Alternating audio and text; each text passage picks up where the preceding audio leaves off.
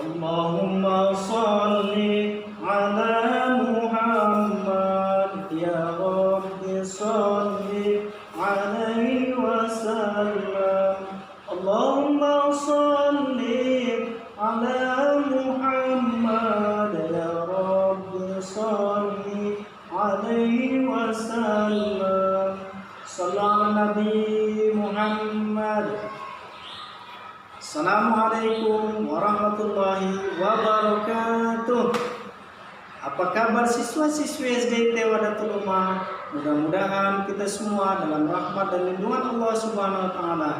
Dan kita memohon kepada Allah agar wabah yang menimpa negeri kita segera diangkat oleh Allah dan kita dapat belajar bertatap muka dengan Bapak Ibu guru sebagaimana biasanya. Pada kesempatan yang baik ini, Pak Furqan mengajak kepada siswa-siswi yang solih-solihah untuk menteladani sunnah-sunnah baginda Rasulullah SAW. Pak, kenapa sih Pak kok kita harus menteladani sunnah-sunnah Nabi Muhammad SAW? Karena kita dengan menteladani dan mengamalkan sunnah-sunnah Nabi Muhammad SAW, kita sudah membuktikan rasa cinta kita kepada Rasulullah SAW. Karena Rasulullah SAW bersabda, "Man ahya sunnati faqad ahabbani, wa man ahabbani kana ma'i fil jannah."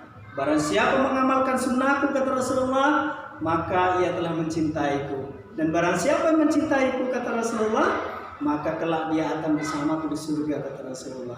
Nah, kira-kira anak-anak mau tidak bersama Rasulullah masuk surga?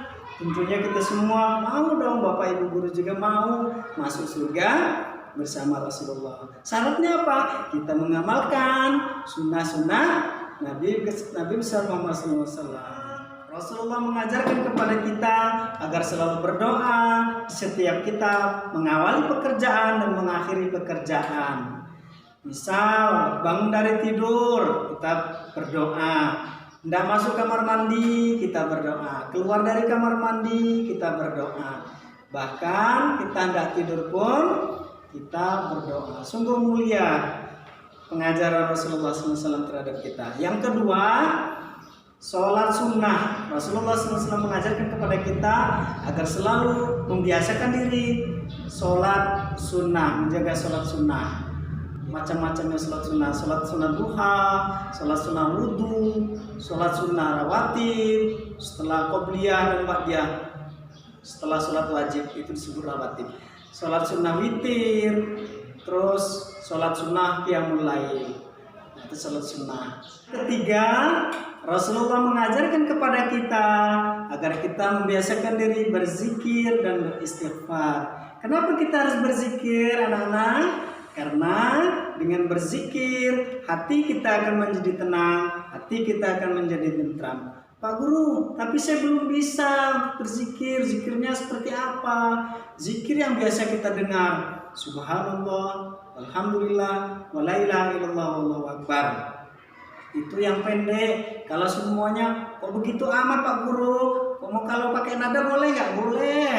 Contoh, Subhanallah walhamdulillah wala ilaha illallah wallahu akbar la haula wala quwwata illa billahil aliyil azim. Itu yang panjang, kalau pakai yang panjang nggak boleh apa-apa.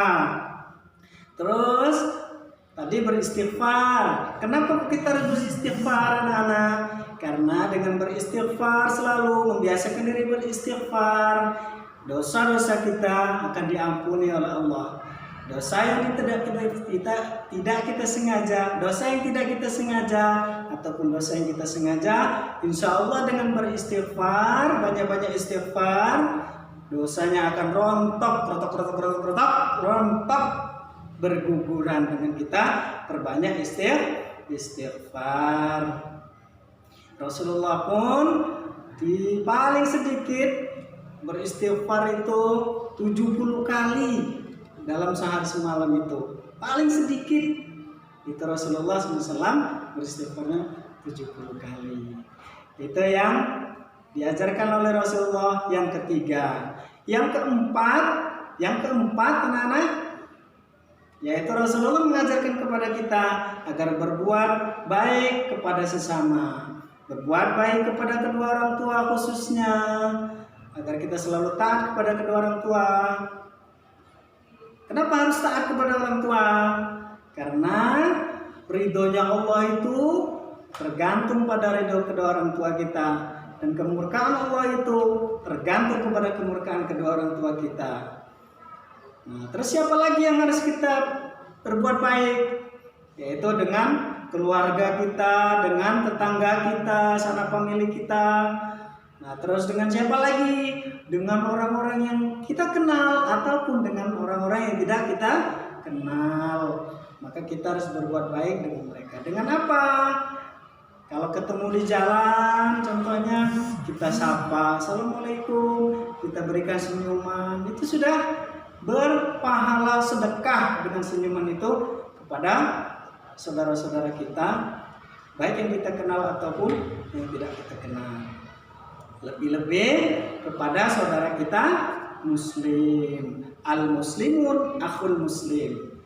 Setiap muslim satu dengan muslim yang lainnya itu bersaudara. Maka kita wajib berbuat baik kepada sesamanya. Nah, coba kita ulangi lagi anak-anak dari yang pertama. Rasulullah mengajarkan kepada kita yang pertama apa tadi? Yaitu mengajarkan tentang memperbanyak doa di setiap hendak melaksanakan pekerjaan dan mengakhiri pekerjaan. Yang kedua, memperbanyak atau membiasakan diri dengan melakukan sholat-sholat sunnah. Yang ketiga, membiasakan diri memperbanyak zikir dan istighfar. Yang keempat, berbuat baik kepada sesama. Demikian yang Bapak sampaikan, mudah-mudahan anak-anak yang solih-solihah dapat mengamalkan dalam kehidupan sehari-hari. Mulai kita bangun tidur, kita praktekkan sampai kita tidur kembali.